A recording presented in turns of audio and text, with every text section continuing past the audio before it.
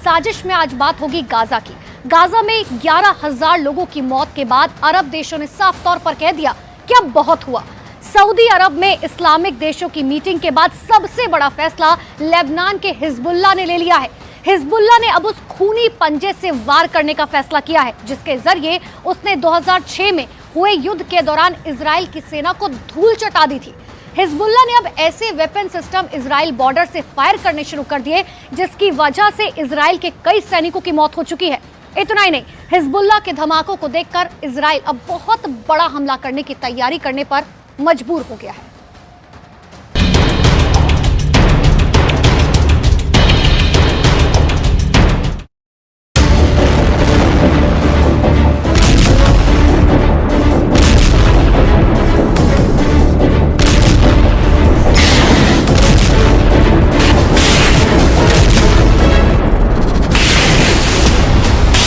Hezbollah की नई warning को इजरायल को बहुत गंभीरता से लेना होगा।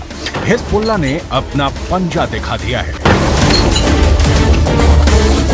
हिजबुल्लाह आगे क्या करने जा रहा है, इस वीडियो में उसके अगले एक्शन का साफ साफ इशारा किया गया है। इस वीडियो में हिजबुल्लाह का सबसे बड़ा सीक्रेट छुपा हुआ है।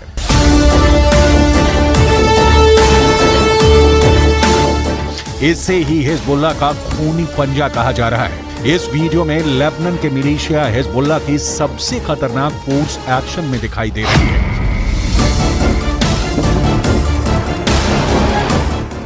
यह हिजबुल्लाह की ऐसी फोर्स है जिसे अभी तक हसन नसरुल्लाह ने छुपा कर रखा हुआ था, लेकिन अब इसका अंडरग्राउंड वाला दरवाजा खुलने जा रहा है। और अगर ये पूरी तरह से खुल गया तो समझ लीजिए कि इजरायल को बचाना अमेरिका के लिए भी मुश्किल हो जाएगा।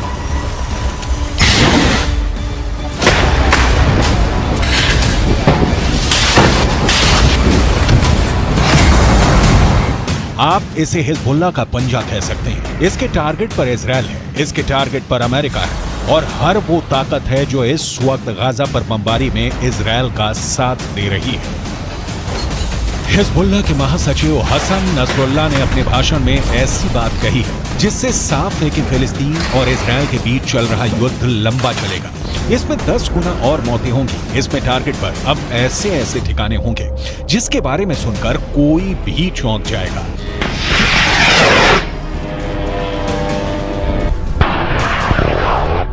इस वक्त हसन नसरुल्लाह के एक एक शब्द को डिकोड करने की जरूरत है, क्योंकि इस बार हिजबुल्लाह ने ऐसा धमकाया है जिसके टारगेट पर सीधे बेंयामिन नेतन्याहू।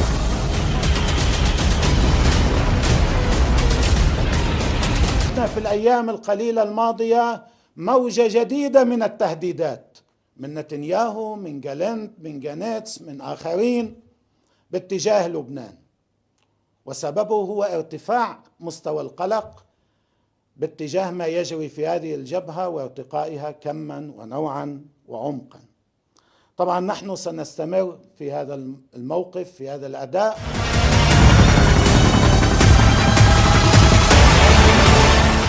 हसन नसरुल्लाह के भाषण के बीच हिजबुल्लाह का नया वीडियो देखकर इजरायल की सेना बहुत ज्यादा हैरान है, क्योंकि हिजबुल्लाह का पंजा अब अमेरिका और इजरायल का खेल बिगाड़ सकता है।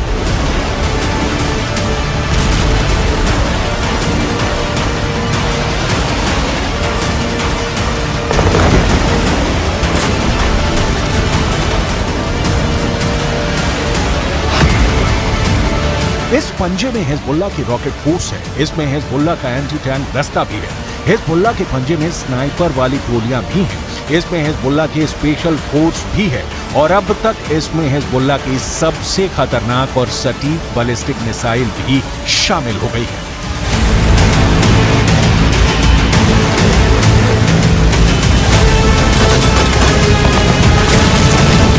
ये इशारा हिजबुल्लाह की तरफ से बार बार दिया जा रहा है कि गाजा में बहुत हुआ, अब इजरायल को सबसे बड़ी सजा देने की बारी आ गई है। हमास के बाद हिजबुल्लाह इजरायल का सबसे बड़ा दुश्मन माना जाता है और हसन नसरुल्लाह के इस बात ने ये बात 100% साफ कर दी है। المطروح من المقاومة العراقية كما من اليمن كما من لبنان، إذا أردتم أيها الأمريكيون أن تتوقف هذه العمليات في جبهات المساندة، ألا تذهب المنطقة إلى حرب إقليمية، عليكم أن توقفوا العدوان والحرب على غزة. هذه هي المعادلة. ولن يستطيع أحد أن يضغط على حركات المقاومة أن تقف وأن تسكت وأن تصمت وأن تتخلى عن مسؤولياتها على الإطلاق. अब देखिए हिजबुल्लाह की हसन नसरुल्लाह की कौन सी ताकत।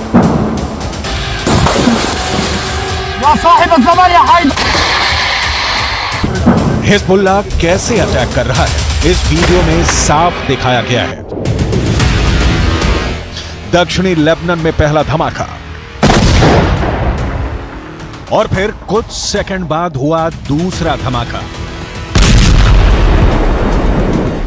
यह लेबनान का गांव कफार किला है और यहां इजरायल ने जमकर बम बरसाए।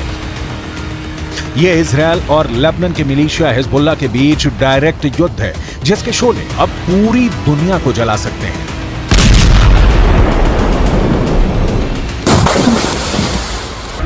इजरायल और हिजबुल्लाह लड़ाई में हमले दोनों तरफ से हो रहे हैं, रॉकेट दोनों तरफ से दागे जा रहे हैं, तोपखाने दोनों तरफ खुले हुए हैं। लेकिन जब हिजबुल्लाह के ठिकानों पर इजरायल का बम गिरता है तो धमाका बड़ा होता है।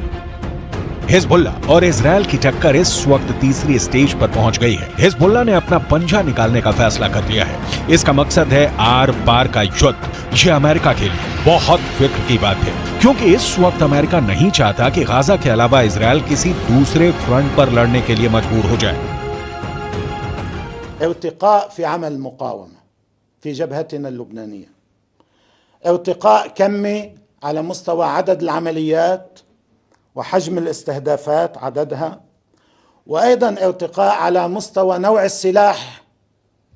نحن المرة الأولى في تاريخ المقاومة في لبنان نستخدم المسيرات الهجومية الانقضاضية. فعلوها الإخوة، قاموا بها قبل أيام وقاموا بها بالأمس أيضا. وأيضا على مستوى نوع الصواريخ التي دخلت قبل أيام في المعركة.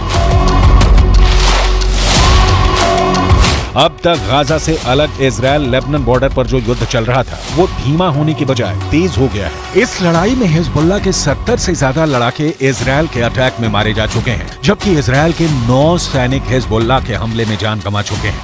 अब हिजबुल्लाह के महासचिव हसन नसरुल्लाह का नया भाषण इस युद्ध को किस लेवल पर ले जाएगा, इससे लेकर इजरायल के प्रधानमंत्री बेंजामिन नेतन्याहू से लेकर व्हाइट हाउस में बेचैनी बहुत ज्यादा है। इजरायल जवाबी हमले में अब तक हिजबुल्लाह के कई टारगेट को निशाना बना चुका है। नेतन्याहू ने कहा है कि अगर हिजबुल्लाह युद्ध लड़ने का फैसला लेता है तो ये उसकी बहुत बड़ी गलती होगी। الذي يستطيع أن يمنع أن يوقف هذا العدوان هو من يدير هذا العدوان، وهو أمريكا هي التي تستطيع أن توقف هذا العدوان। हसन नसरुल्लाह का पूरा फोकस इस वक्त गाजा पर है। हिजबुल्लाह ने अब तक जो भी हथियार दिखाए हैं उसका उसने प्रैक्टिकल भी करके दिखा दिया है। लेबनान और इजरायल के बॉर्डर पर इजरायल ने जितने भी सर्वेलांस उपकरण लगाए हैं उनको पूरी तरह से तबाह कर दिया है। इन टावर्स को इजरायल ने अरबों रुपए खर्च करके लगाया था। पिछले 15 सालों में उसने लेबनान बॉर्डर पर निगरानी का जितना भी इंतजाम किया उसे हिजबुल्लाह ने एक झटके में खत्म कर दिया। इजरायल का दावा है कि हिजबुल्लाह के पास 1.5 लाख से ज्यादा रॉकेट हैं और इन रॉकेट्स के निशाने पर उसके हाइफा और तेल अवीव जैसे शहर हैं। ये रॉकेट इजरायल पर गिरे तो इजरायल के 2 बड़े शहरों का काम तमाम हो जाएगा।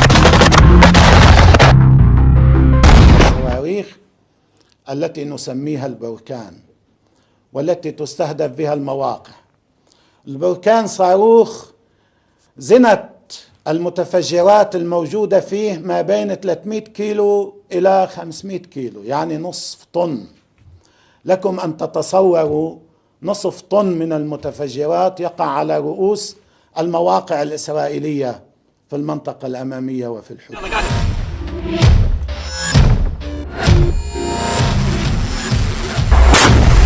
लेबनान बॉर्डर पर चल रही लड़ाई से अलग अगर गाजा पट्टी को देखा जाए तो इस वक्त इजरायल की बमबारी में खंडहर बनता जा रहा है। 11,000 लोग मारे जा चुके हैं, इनमें 5,000 तो सिर्फ बच्चे हैं। ऐसे में नेतन्याहू की ये धमकी क्या हिजबुल्लाह को डरा पाएगी? क्योंकि नेतन्याहू ने साफ कर दिया है कि युद्ध करना हिजबुल्लाह की जिंदगी की सबसे बड़ी गलती साबित होगी। देखा जाए तो हिजबुल्लाह वो संगठन है जिसे ईरान से पूरी मदद मिलती है और ईरान हिजबुल्लाह को इजराइल के खिलाफ एक बड़े हथियार के तौर पर इस्तेमाल भी करता आया है। लेकिन इजराइल ने अगर हिजबुल्लाह का हाल हमास जैसा करने का फैसला किया तो लेबनान में वर्ष 2006 वाले युद्ध की तबाही दोहराई जा सकती है। 2006 में हिजबुल्लाह और इजराइल के बीच 34 दिन तक युद्ध चला था। तब इजराइल के 121 सैनिकों को मिलाकर 160 लोग मारे गए थे, जबकि हिजबुल्लाह के 250 लड़ाकों समेत लेबनान के 1200 लोगों की मौत हुई थी। यह युद्ध संयुक्त राष्ट्र के दखल के बाद सीज फायर के साथ खत्म हुआ और इजराइल को लेबनान से पीछे हटना पड़ा था। हिजबुल्लाह 2006 में हुए युद्ध को अपनी जीत बता रहा है, लेकिन उसे बड़ा नुकसान भी उठाना पड़ा था। इसीलिए अगर इस बार भी हिजबुल्लाह को नुकसान उठाना पड़ा तो समझ लीजिए ईरान को भी बहुत बड़ा झटका लगेगा। वैसे नेतन्याहू भी यही चाहते हैं, लेकिन उनकी यह ख्वाहिश अब पश्चिम एशिया को बारूद के ढेर पर बैठा चुकी है। गाजा में जिस तरह की बमबारी हो रही है उसने पूरी दुनिया को जैसे सबसे मिला दिया है।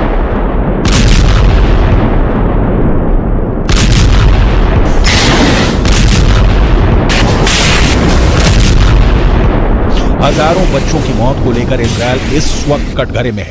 हमास के चंद लोगों को मारने के लिए उसकी बमबारी में अब तक 11,000 लोगों की मौत हो चुकी है।